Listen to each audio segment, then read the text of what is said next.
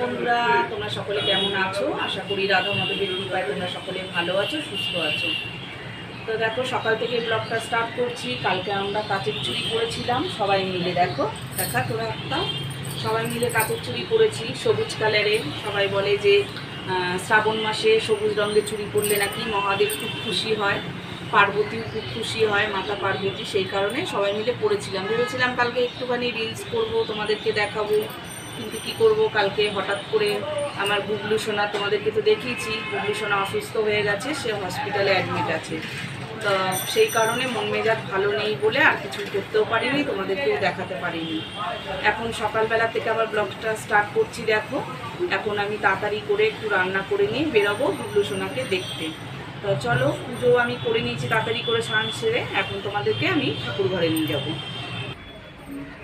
তো দেখো, পুজো আমি করে নিয়েছি তাড়াতাড়ি করে। রাধা মাধবকে দর্শন করো,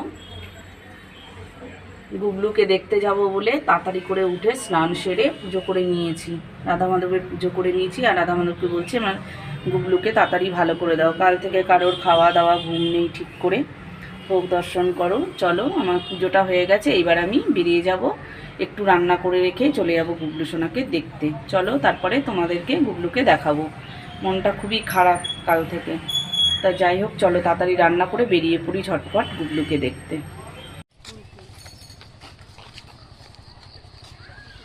আগে ছোটবেলায় আমরা এই ফুলগুলো দিয়ে বের করে করে মধু খেতাম, কি সুন্দর।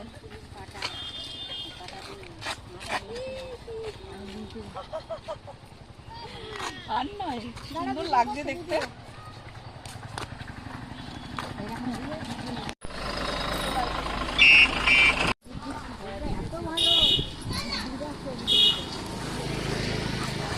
গলায় গলায় এরকম এরকম কর, আরাম লাগে।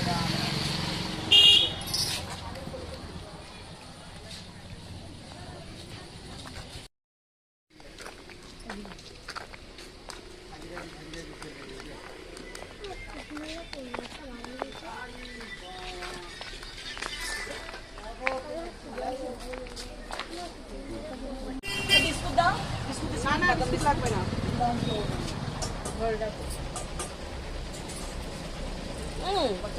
সিঙ্গাড়াটা খাচ্ছে না তো নরম। আচ্ছা, টোটো নিয়ে আসি, আসো টোটো নিয়ে আসো। ওটা দাও,